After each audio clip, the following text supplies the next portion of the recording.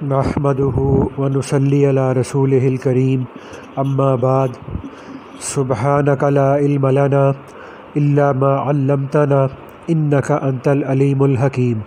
رب اشرح لی صدری ویسر لی امری واحلل عقدۃ من لسانی یفقہوا قولی۔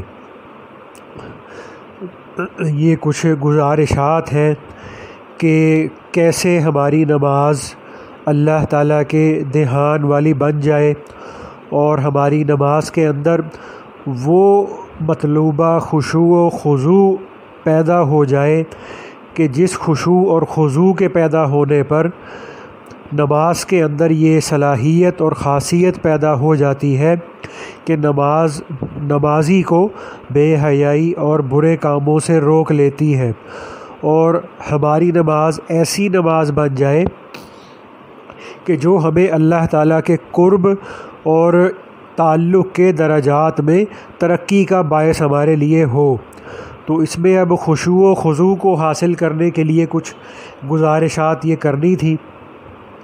تو اس میں شریعت نے نماز پڑھنے والے کو سب سے پہلے قضائے حاجت وغیرہ سے اور کھانے پینے سے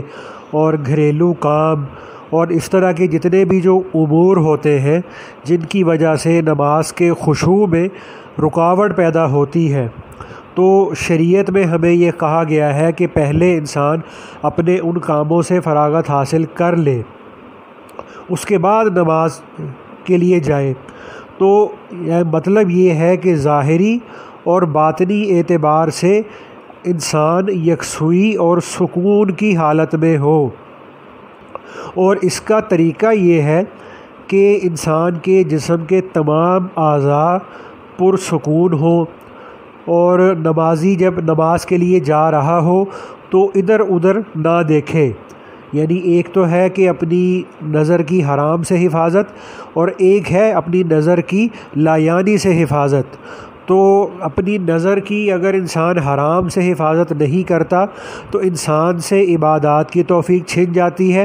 اور اگر انسان اپنی نظر کی لایانی سے حفاظت نہیں کرتا تو انسان کی نمازوں میں سے خشوع اور خضوع ختم ہو جاتا ہے۔ تو اس لیے جب انسان نماز کے لیے جا رہا ہو تو وہ ادھر ادھر نہ دیکھے، اور جب مسجد کے اندر بھی پہنچ جائے اور وہاں بھی ادھر ادھر آگے پیچھے دیکھنے کی بجائے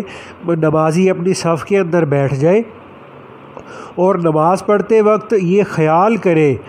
کہ میں اللہ تعالیٰ جو احکم الحاکمین ہے، میں ان کے حضور میں، ان کے دربار میں بیٹھا ہوں، کھڑا ہوں۔ تو اس وقت میں انسان اپنے بدن کو کھجانے سے بھی پرہیز کرے۔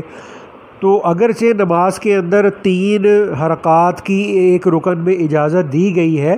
لیکن انسان اپنے آپ کو نماز کے اندر پرسکون رکھنے کی کوشش کرے، اور اگر اس طرح کے امور پیش آنے کا خدشہ ہو کہ جس میں نماز کے متاثر ہونے کا خوف ہو، تو انسان نماز سے پہلے ہی ان چیزوں سے فراغت حاصل کر لے۔ کہ اللہ کے نبی صلی اللہ علیہ وآلہ وسلم کی حدیث کا مفہوم ہے کہ وہ شخص نماز کی چوری کرتا ہے جو رکوع اور سجود کو مکمل نہیں کرتا اور قرات پوری نہیں کرتا، اس کی نماز میں خشوع نہیں ہوتا۔ تو گویا نماز میں کھڑے ہونے سے پہلے انسان اس بات کا تصور کرے کہ میں کتنے بڑے احکم الحاکمین اور بادشاہوں کے بادشاہ اللہ تعالیٰ کی بارگاہ کے اندر اس وقت موجود ہوں۔ تو صوفیاء میں ایک بزرگ گزرے ہیں، ابو عمر بن علا رحمۃ اللہ علیہ۔ تو وہ ایک بار نماز کی امامت کرا رہے تھے، تو تکبیر کہتے ہی بے ہوش ہو گئے، تکبیر تحریمہ کہتے ہی بے ہوش ہو گئے۔ تو جب ان کو ہوش آیا تو ان سے پوچھا گیا کہ جی آپ کو کیا ہوا تھا؟ تو فرمانے لگے کہ میں نے جب نمازیوں سے کہا کہ سیدھے کھڑے ہو جاؤ، یعنی جب امام نمازیوں سے صف درست کرانے کے لیے کہتا ہے کہ سیدھے کھڑے ہو جاؤ، تو فرمانے لگے کہ میں نے جب یہ کہا تو میں نے غیب سے ایک آواز سنی کہ کیا تم بھی اللہ تعالیٰ کے سامنے سیدھے کھڑے ہو؟ تو فرماتے تھے کہ میں نے جب یہ بات سنی تو میرے اوپر غشی طاری ہو گئی اور میں بے ہوش ہو گیا۔ کہ مقصد اس کا یہ تھا کہ کیا تم بھی اللہ کے ساتھ سیدھے کھڑے ہو، کا مطلب تھا کہ کیا تمہارے بھی دل کے اندر، تمہارے بھی ظاہر باطن کے اندر اللہ تعالیٰ کی عظمت اور اللہ تعالیٰ کے جلال اور اللہ تعالیٰ کی بزرگی اور اللہ تعالیٰ کی بڑائی کا استحضار تمہارے ظاہر باطن میں موجود ہے؟ کیا تمہارا ظاہر باطن اللہ کی عظمت بڑائی کے خوف سے سیدھا ہو چکا، جو تم دوسروں کو کہہ رہے ہو کہ سیدھے کھڑے ہو جاؤ؟ تو اسی لیے ایک اور ہمارے صوفیاء میں بزرگ تھے، شیخ خواص رحمۃ اللہ علیہ، تو وہ یہ فرمایا کرتے تھے کہ مخلوق نے دو باتوں کی خاطر اللہ تعالیٰ سے اپنا تعلق توڑ لیا ہے، ایک یہ کہ نفل ادا کرتے ہیں اور فرائض کو ترک کر دیتے ہیں، دوسرے یہ کہ ان کے عمل کا سارا زور صرف عمل کے ظاہر کو بنانے پر ہوتا ہے اور ان کے دل کے اندر خلوص یعنی اخلاص اور صدق نہیں ہوتا، حالانکہ انہیں معلوم ہے، یعنی حالانکہ ان بندوں کو یہ معلوم ہے کہ اللہ تعالیٰ اخلاص کے بغیر عمل کو قبول نہیں فرماتے۔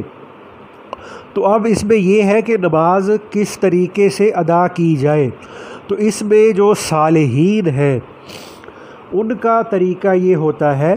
کہ وہ وقت سے پہلے ہی نماز کی تیاری شروع کر دیتے ہیں، اور بعض تو ایسے ہوتے ہیں کہ ان کے چہروں پر وضو کے دوران ہی اللہ کی عظمت کے آثار ظاہر ہونے لگتے ہیں۔ تو حضرت وقی رحمۃ اللہ علیہ ایک بزرگ گزرے ہیں، انہوں نے فرمایا کہ جس نے وقت سے پہلے نماز کی تیاری نہ کی اس نے نماز کی حفاظت نہ کی، اور جس نے تکبیر تحریمہ سے سستی کی تو وہ اپنا ہاتھ اس نماز کی حفاظت سے دھو لے۔ یعنی جو آدمی تکبیر تحریمہ کی بھی پابندی نہیں کرتا، تکبیر اولیٰ کا بھی اہتمام نہیں کرتا، تو وہ اس بات کو اپنے ذہن سے نکال دے کہ وہ نماز کی حفاظت کرنے والا ہے۔ حضرت سعید بن مسیب رحمۃ اللہ علیہ یہ بہت ہی جلیل القدر تابعین میں سے تھے، یہ فرماتے تھے کہ 40 سال سے میری تکبیر اولیٰ فوت نہیں ہوئی۔ اور ایسے ہی بعض صوفیہ تو ایسے ہوتے تھے کہ جب وہ مؤذن کی زبان سے حی علی الصلاۃ کی آواز سنتے تو وہ حی علی الصلاۃ کی آواز سنتے ہی اللہ پاک کی حضور قلب کی کیفیت ان پر طاری ہو جاتی، جیسا کہ حضرت علی رضی اللہ تعالیٰ عنہ کے بارے میں آتا ہے کہ ان کا چہرہ نماز کے وقت میں زرد پڑ جاتا اور ان کے جسم پر لرزہ طاری ہو جاتا، اور جب آپ رضی اللہ تعالیٰ عنہ نماز کی تیاری کے لیے چادر سے سر باہر نکالتے تو لرز جاتے اور فرماتے کہ وہ امانت کے اٹھانے کا وقت آ گیا ہے جس کو اٹھانے کے لیے زمین اور آسمان نے انکار کر دیا، اور یہ سوچتے کہ معلوم نہیں کہ میں اس امانت کا پورا حق ادا کر سکتا ہوں یا نہیں۔ تو اسی طرح سے حضرت زین العابدین رضی اللہ تعالیٰ عنہ روزانہ 1000 رکعت نفل پڑھتے، اور تہجد کے ناغے کا تو ان کی زندگی میں سوال ہی نہیں تھا۔ تو جب حضرت زین العابدین رحمۃ اللہ علیہ وضو فرماتے تو ان کا چہرہ زرد ہو جاتا، جسم پہ لرزہ طاری ہو جاتا، تو کسی نے ان کو پوچھا تو فرمایا کہ تمہیں خبر نہیں کہ میں کس کے سامنے کھڑا ہوتا ہوں؟ تو حضرت زین العابدین رحمۃ اللہ علیہ کا ہی ارشاد ہے کہ مجھے تعجب ہے کہ جو کل تک نطفہ تھا اور آنے والے کل میں مردار ہو جائے گا وہ پھر بھی تکبر کرتا ہے۔ تو فرماتے تھے کہ لوگ فنا ہونے والے گھر کی تو فکر کرتے ہیں اور مگر ہمیشہ رہنے والے گھر کی فکر نہیں کرتے، اور آپ رحمت اللہ علیہ رات کو صدقہ کرتے اور کسی کو معلوم نہ ہوتا کہ کس نے دیا ہے۔ تو ایسے یہ حضرات نماز پڑھنے والے تھے۔